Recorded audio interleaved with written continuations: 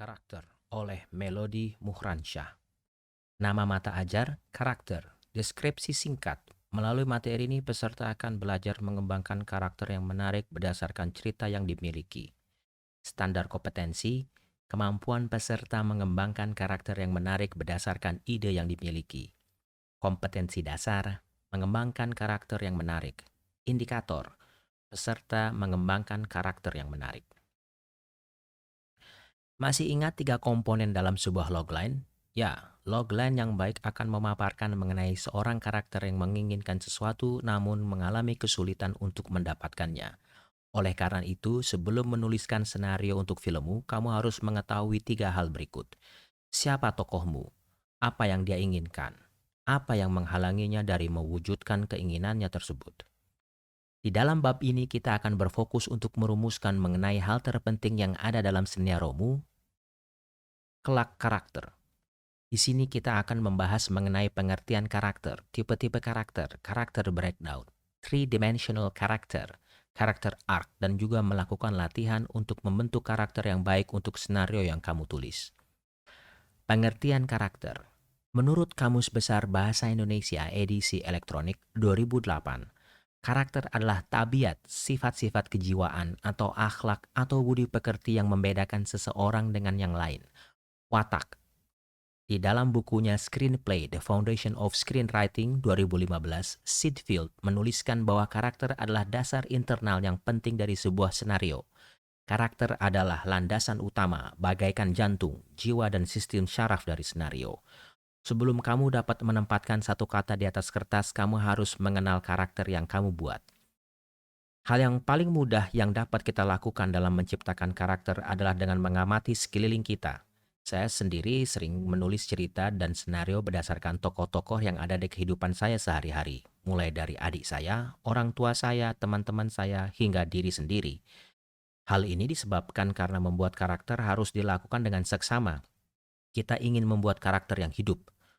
Proses menghidupkan karakter berarti memberikan dimensi pada karakter tersebut sehingga segala hal yang terkait dengan karakter tersebut menjadi konsisten dan penonton dapat percaya bahwa karakter yang kita ciptakan dapat hidup di tengah-tengah mereka.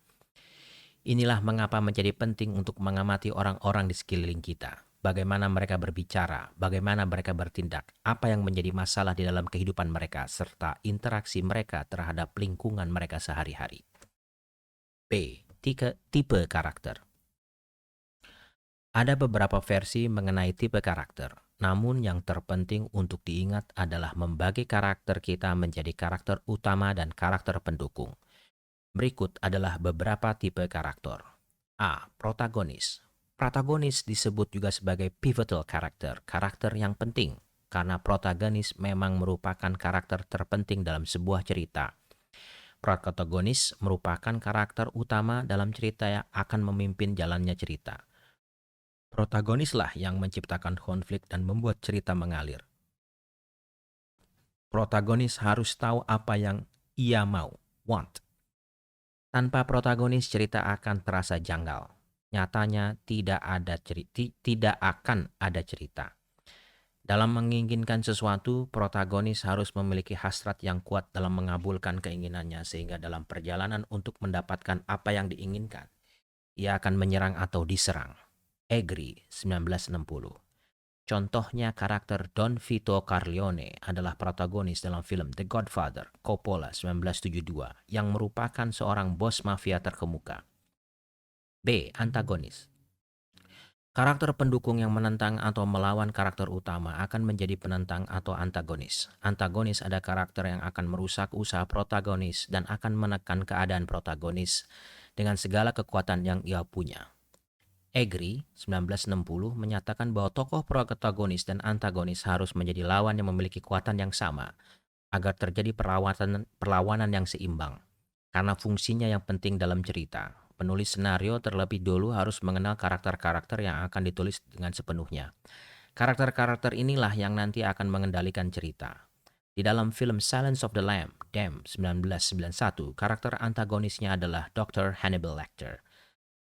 Selain kedua tipe karakter di atas, Seth dan Siddhartha 2003 menyebutkan beberapa tipe karakter pendukung lain seperti karakter sidekick yang bertugas membantu karakter protagonis, karakter kontagonis yang bertugas membantu karakter antagonis, dan karakter skeptis yang paling tidak peduli dengan aktivitas yang dilakukan oleh karakter protagonis. C. Karakter breakdown. Sebelum menulis senario, penulis biasanya membuat daftar karakteristik dari karakter-karakter yang muncul di dalam cerita. Ini disebut dengan character breakdown. Formatnya bisa bermacam-macam, namun ditulis dengan format standar sebagai berikut.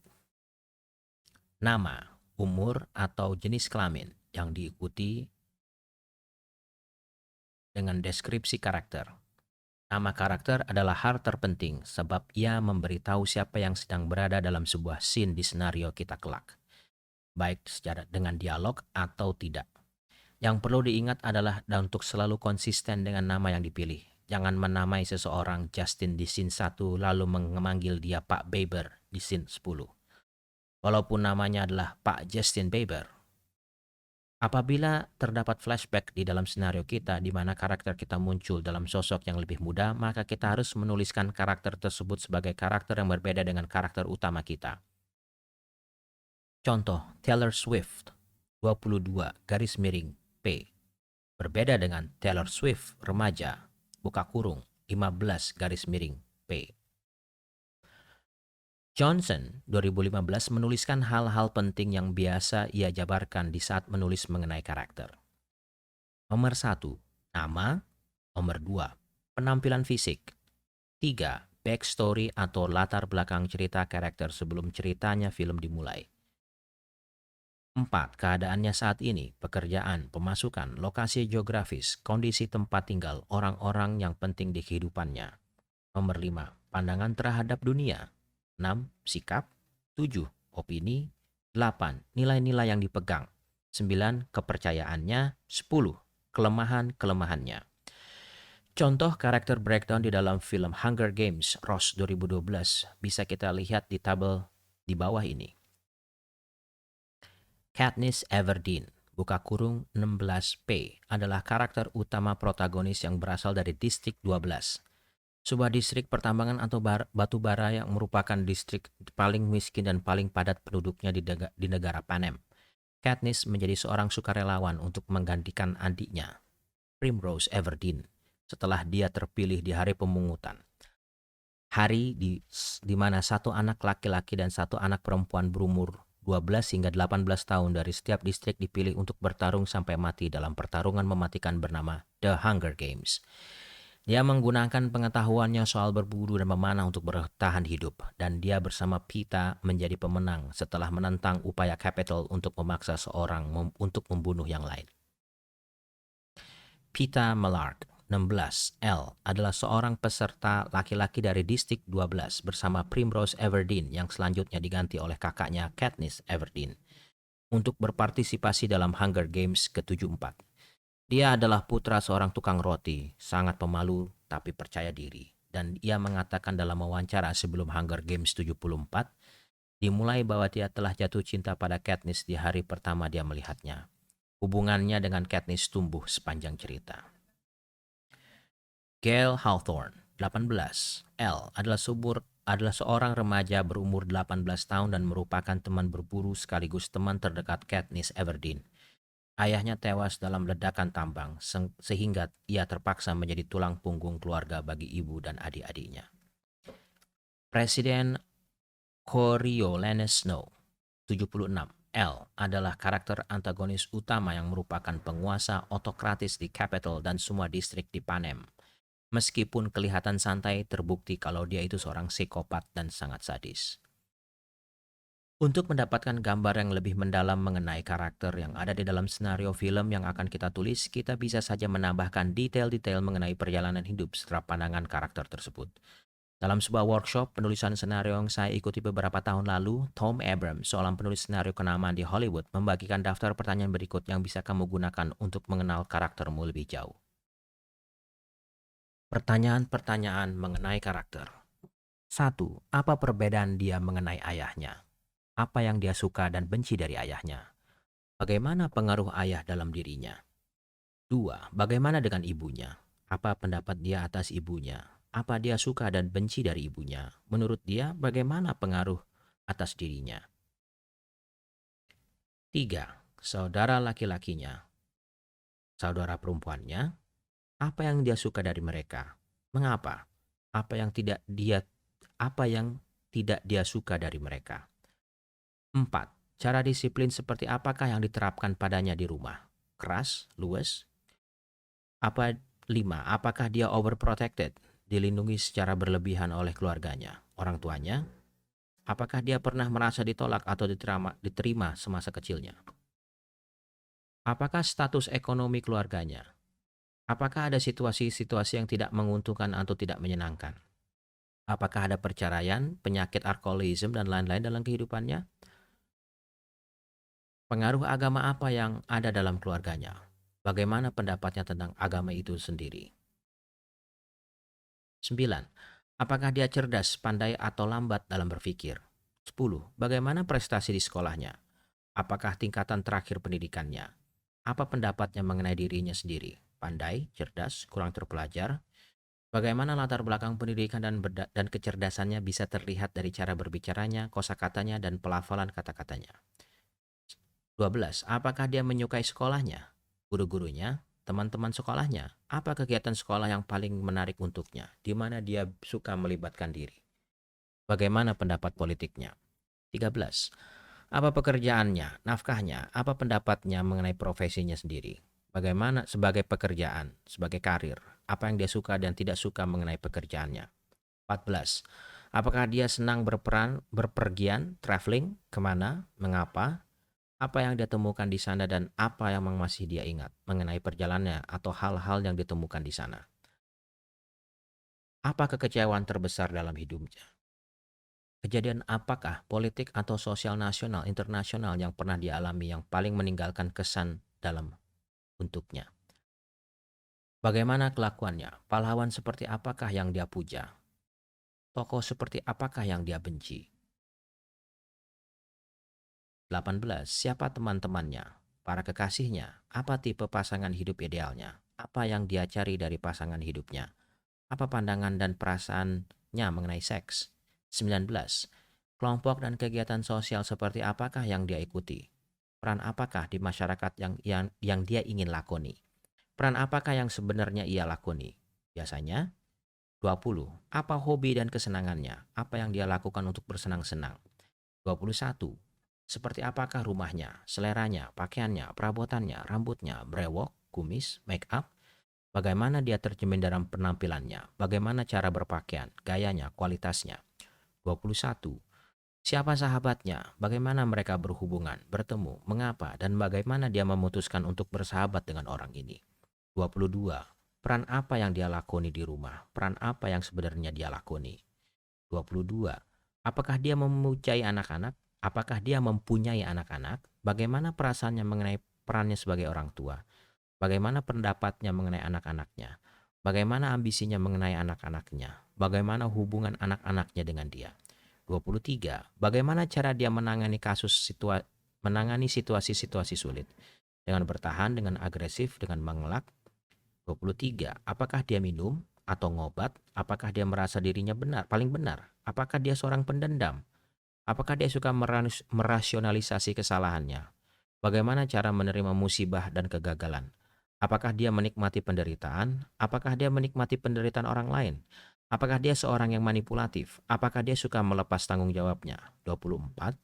Bagaimana imajinasinya? Apakah dia sering melamun dan berangan-angan? Apakah dia sering merasa khawatir? Apakah dia hidup di masa lalu? 25. Apakah dia biasa berpandangan negatif terhadap hal-hal yang baru? Curiga, menyerang, takut, bersemangat? Apa yang sering dia ejek? Apa yang hal-hal yang menurutnya bodoh? Bagaimana selera humornya? Apakah dia mencari dirinya sendiri, kekurangan-kekurangannya, kebiasaan-kebiasaannya yang unik dan aneh? Apakah dia mampu melihat sisi ironis dari dirinya sendiri? 25. Apa yang paling dia inginkan? Hal apa yang amat dia perlukan? Bahkan secara inkompulsif. Apa yang rela ia lakukan untuk atau korbankan untuk mendapatkan apa yang diinginkan? 26. Seberapa besar keinginannya untuk mencapai hal yang menjadi tujuan hidupnya? Bagaimana cara dia untuk mengejar cita-citanya tersebut? 27. Apakah dia tinggi, pendek, berapa beratnya? Bagaimana perasaannya mengenai ukuran badannya? Berat badannya, bagaimana postur tubuhnya, bagaimana caranya berjalan, apakah dia ingin menunjukkan bahwa dirinya adalah yang lebih muda, yang lebih tua, lebih penting, apakah dia ingin dilihat orang atau malah menjadi sosok yang tidak terlihat. 25, 26. Apa yang menjadi kebiasaan tindak tanduknya secara fisik, bugar, lemah, teratur, serampangan. Apakah dia bersemangat atau lamban? Bagaimana dengan suaranya, lengkingan suaranya, kekuatan suaranya, kecepatan dan iramanya bicara, lafalnya, aksennya?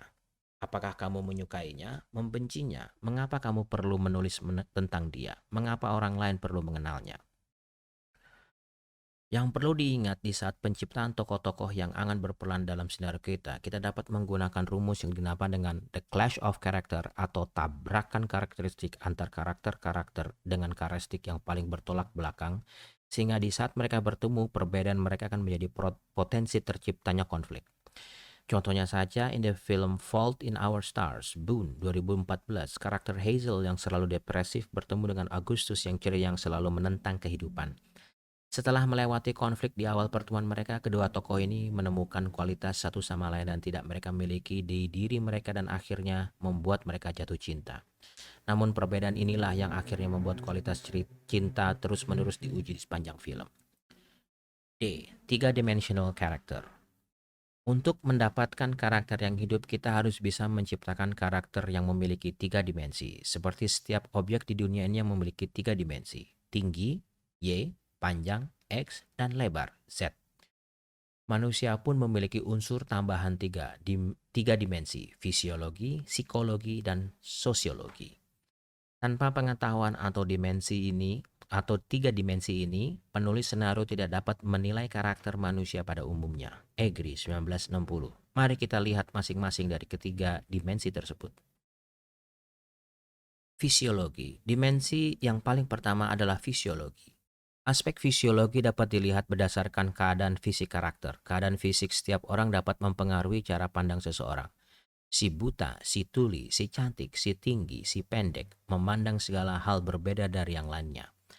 Seorang yang sedang sakit akan melihat kesehatan adalah kebutuhan yang paling penting.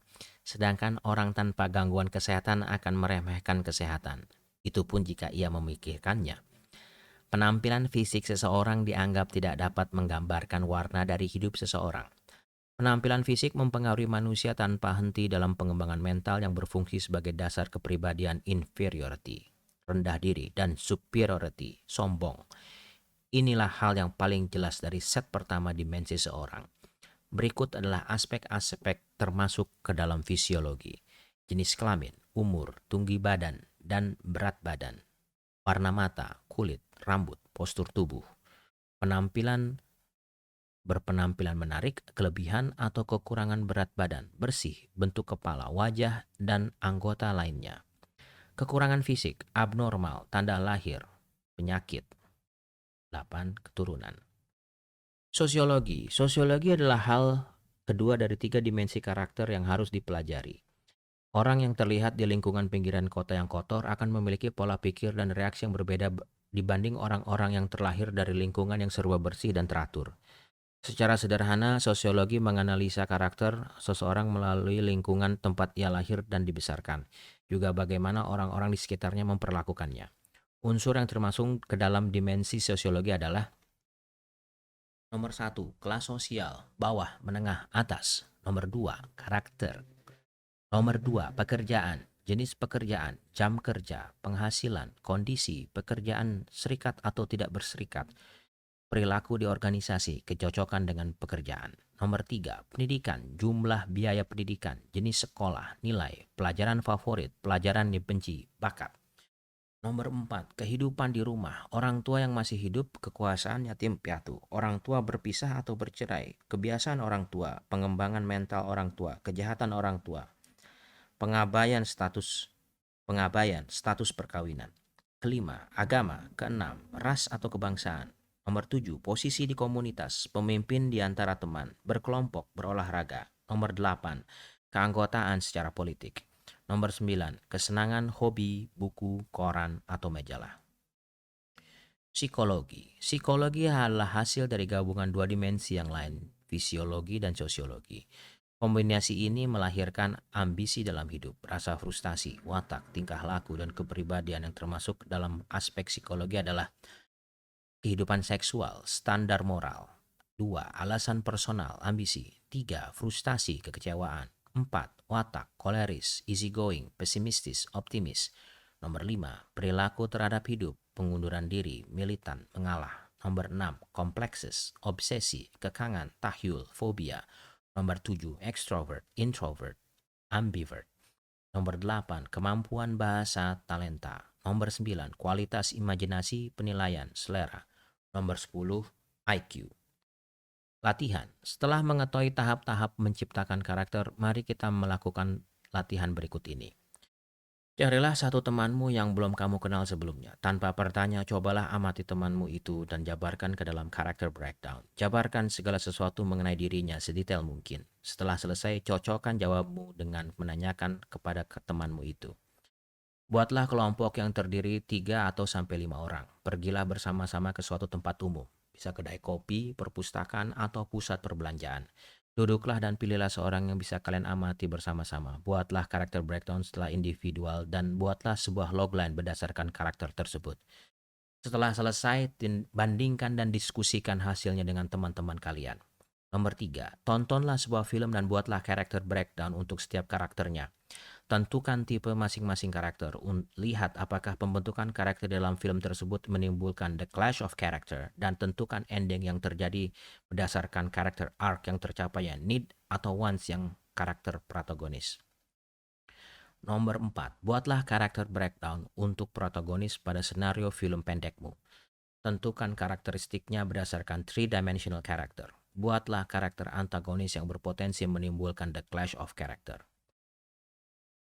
Sebuah ungkapan, motivasi ada untuk mendorong karakter, sementara tujuan memberi arahan bagi motivasi karakter tersebut. Linda Seeger, Making a Good Script Great.